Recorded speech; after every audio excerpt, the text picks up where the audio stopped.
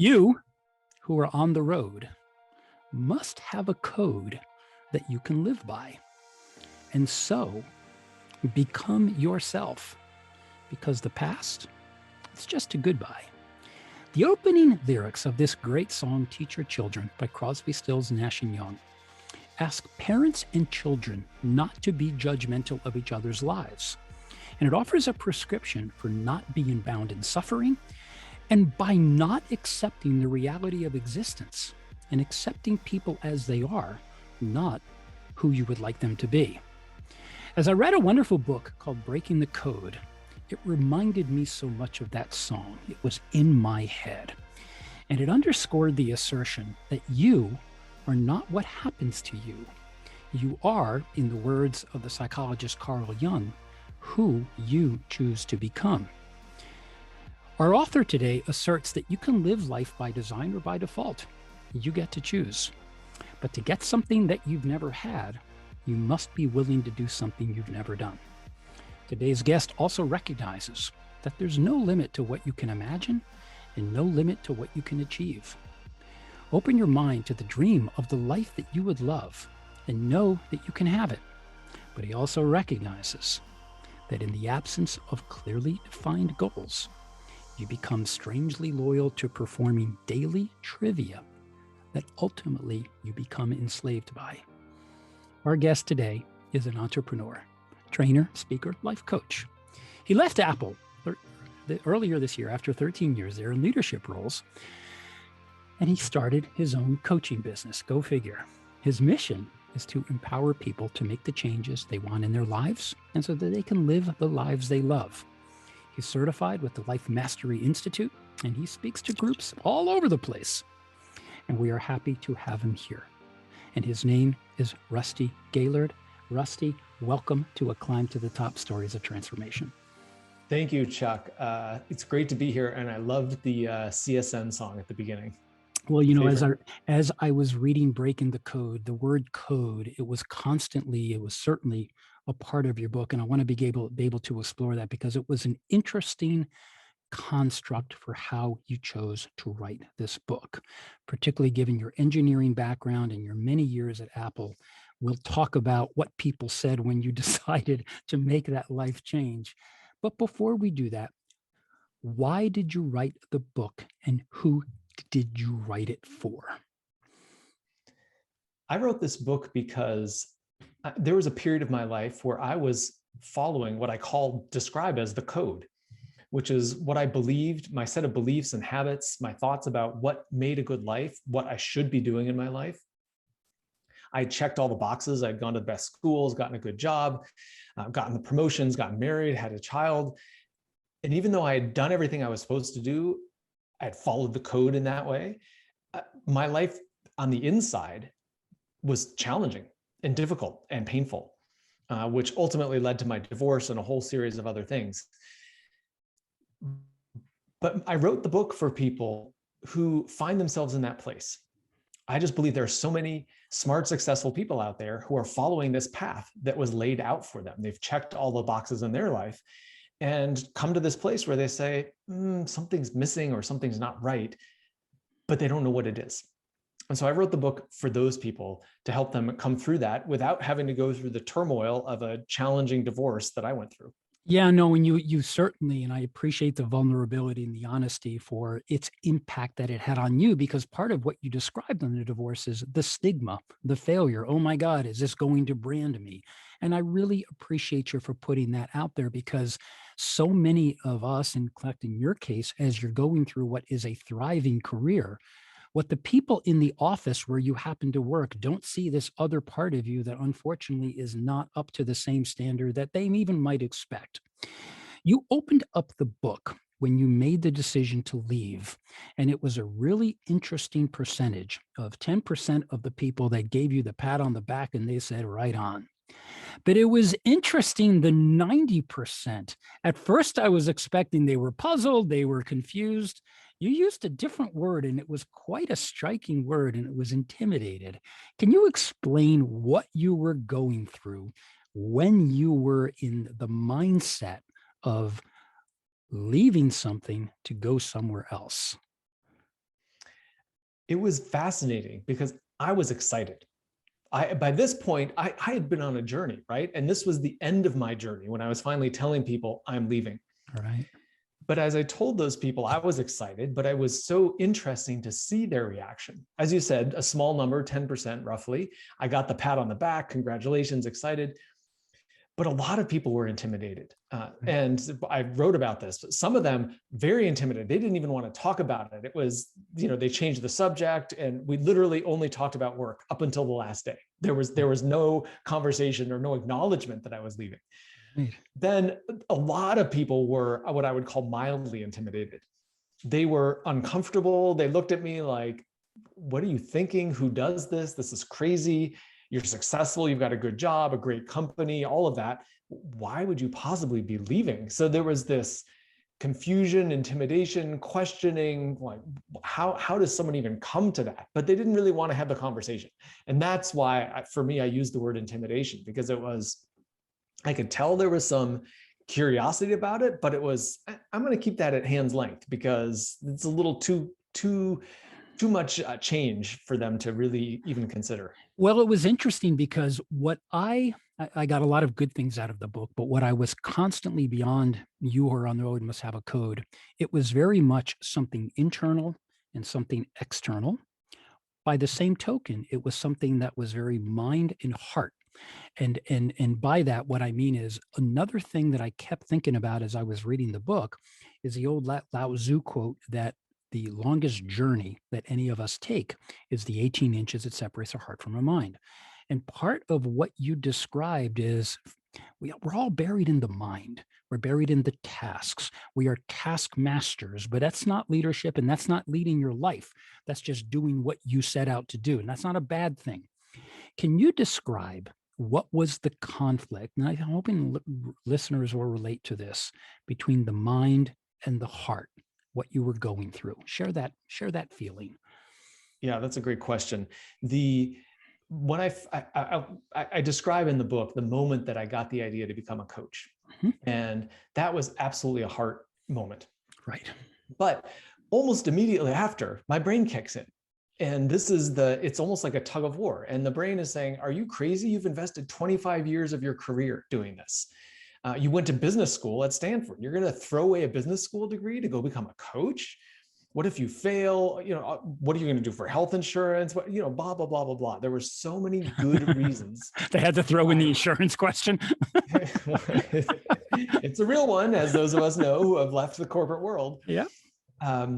But it felt like there were so many good reasons, and it wasn't a good time. I was in the middle of a divorce. I was being called to the witness stand. I had to prepare to that. It was very challenging. And so, I easily could have convinced myself it's not the right time. It's not the right thing to do.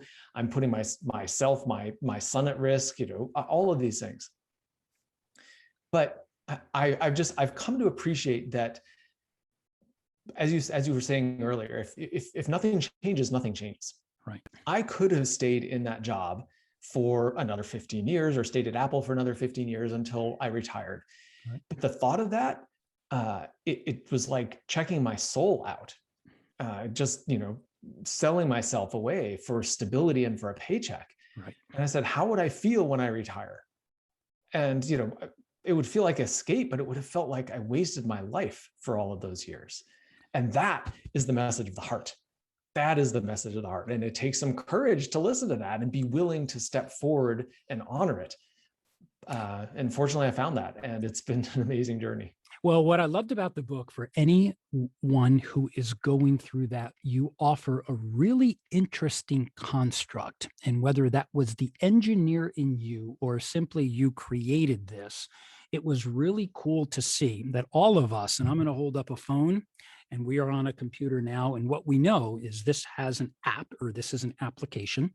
There is an operating system, and then this is hardware. Yet what I really loved about the way that you created and this construct became the app is the choices. The operating system is your code, and the hardware, that's you. And you talked about the inner tech in you. Help our listeners to understand what happened on the inside So when it's time to contemplate doing what you did, they feel that you have given them the tools to do what's on the outside. Yeah, that's the thing. Thank you. It's a great question. So the your inner tech is just what you described. It's you, your beliefs, and then I describe the apps as all of the choices and the features and the functions of your life, which is your job, your relationship, your house, your hobbies, all of those things. Mm-hmm. And you choose the apps that you want in your life. Mm-hmm.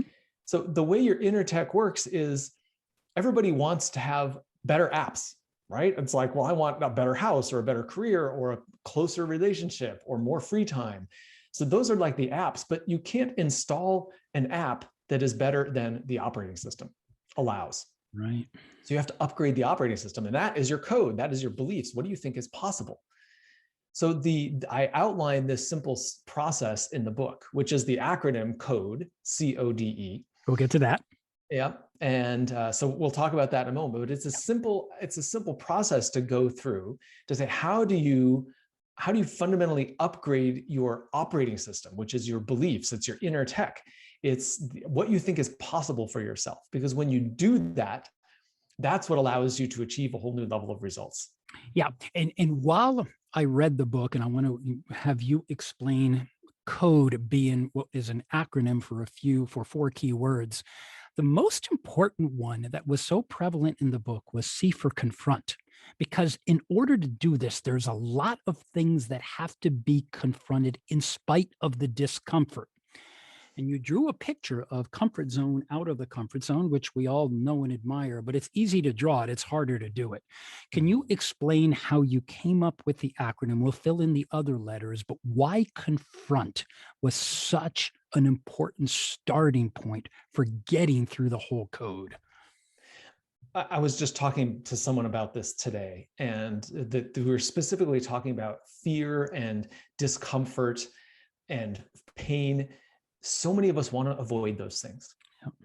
And when you avoid them, then you never address it. You never address the root cause. And so it's, there's an old story about a dog lying on a porch, and somebody walks up and says, "Why is your dog whining and whimpering like that?"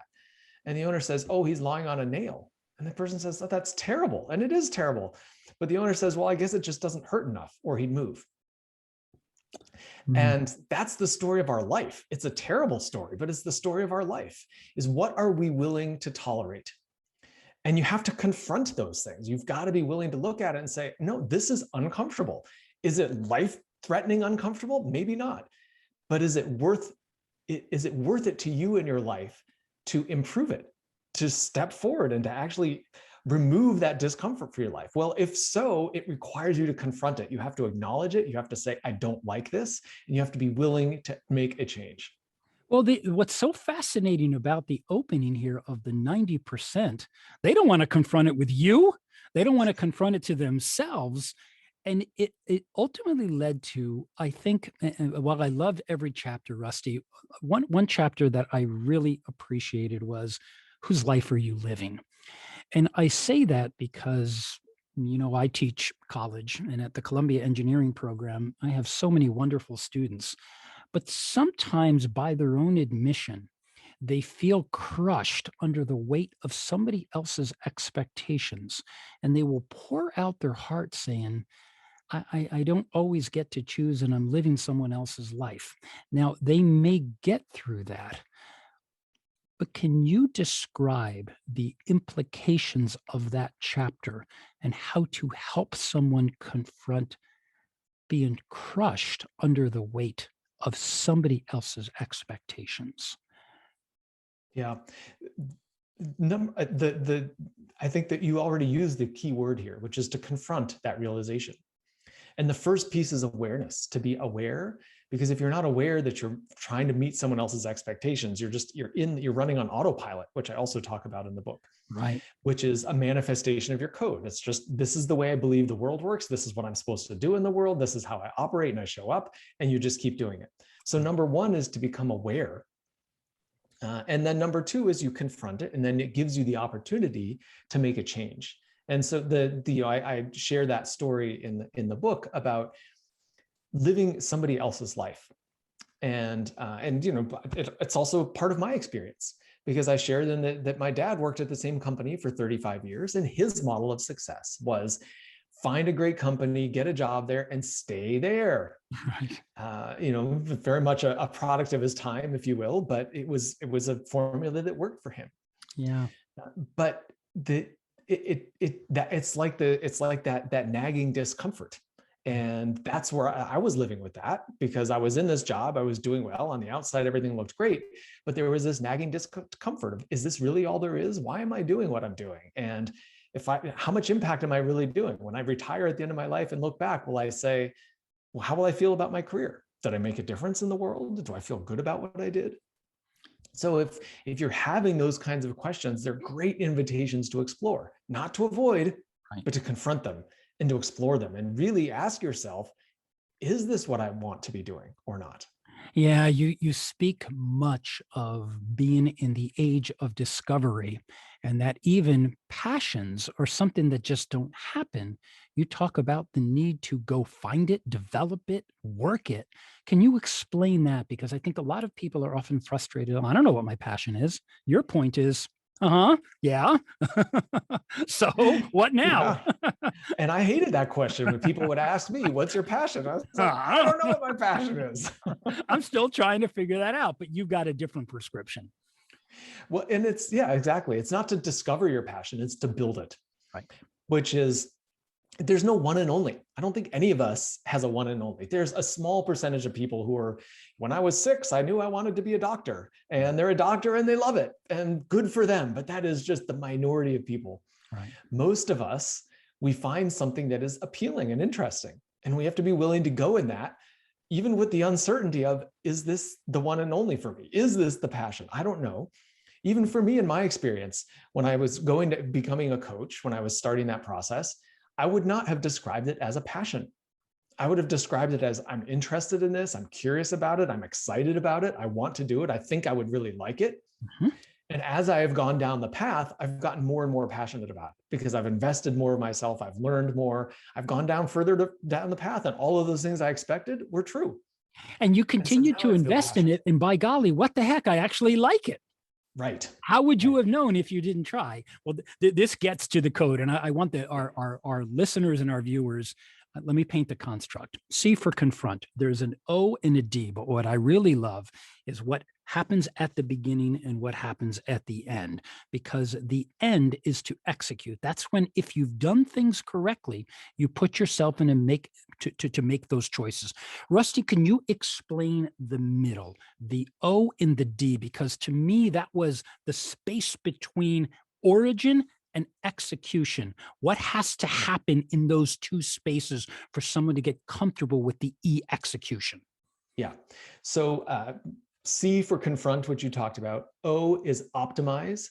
Hmm? D is design. And then E is execution. So in the optimize and the design piece, optimize is about your code. How do you optimize your code?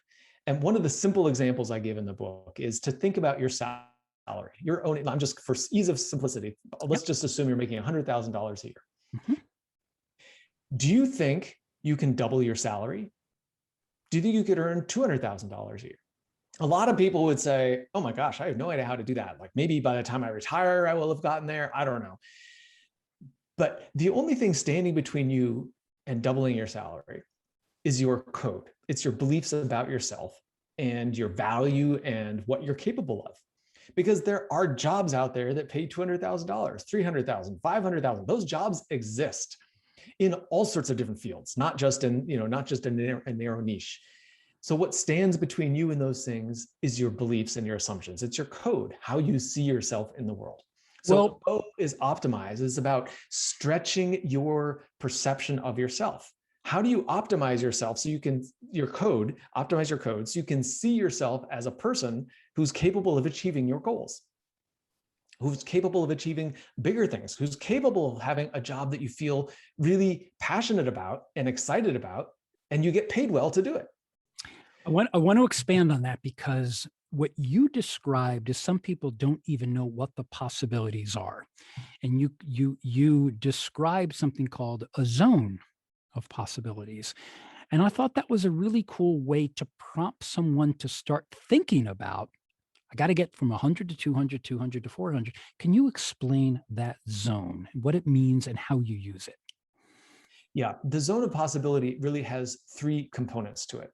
Hmm. And it's referenced back to the conversation we were having earlier about the head versus the heart, because so many of us go intellectual, we go rational. Well, if I'm making $100,000 a year and I have a compound annual growth rate of X%, then maybe I could, All that. all of that. They're teaching you the time value of money you learned at Stanford, but let's set that Yes. aside. Setting that, but that's the intellectual approach. Right. So when I talk about the zone of possibility, it's three components. Number one is it requires some quiet, because we are bombarded with information and requests and text messages and social media, all of that, all the time. So you have to have some quiet so you can listen to yourself, so you can listen to what's coming from you rather than what's coming at you. Right.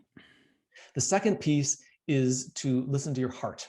It's heart, because your picture of a successful life comes from your heart. It's what you're drawn to. So you've got to listen to your heart. And the third piece is courage. So it's quiet, heart, and courage. And why is courage required? Because sometimes your heart will pull you in a direction that your mind doesn't agree with. I gave you the example of my own experience becoming a coach. I had all sorts of reasons why that didn't make sense. And yet my heart pulled me in that direction. And so it requires courage to even listen to that rather than just block it away right off the bat. Yeah. Now, let's get to when you decided to become a coach.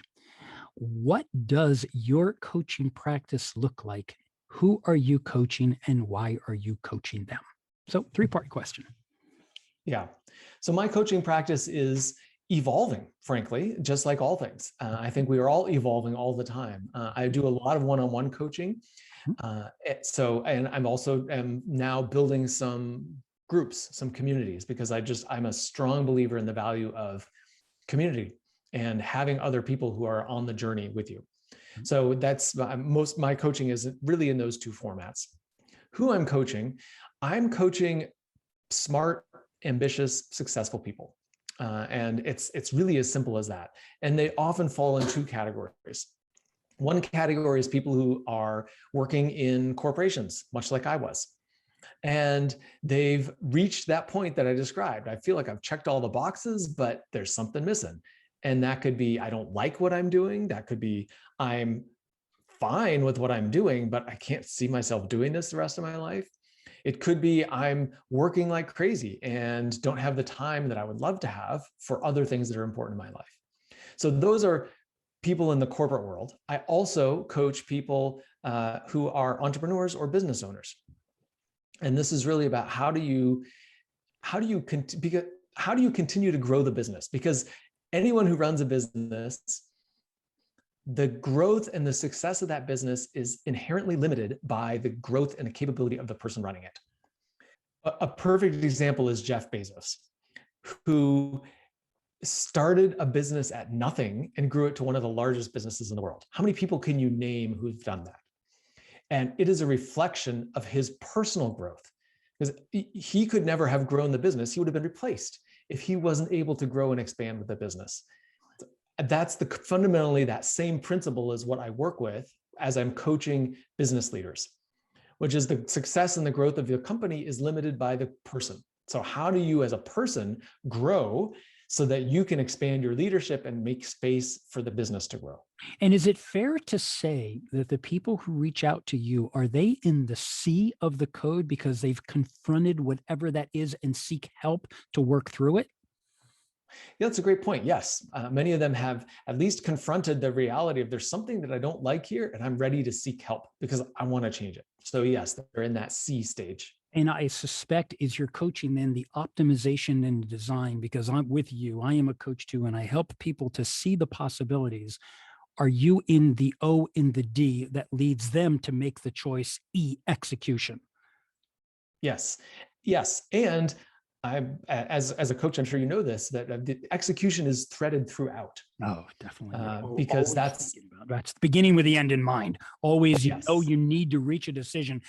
Much of your book was all about people spinning their wheels and not getting out of their own way, just the mental exhaustion and fatigue that comes with overthinking it, as opposed to being productive toward the design, the optimization, and the design.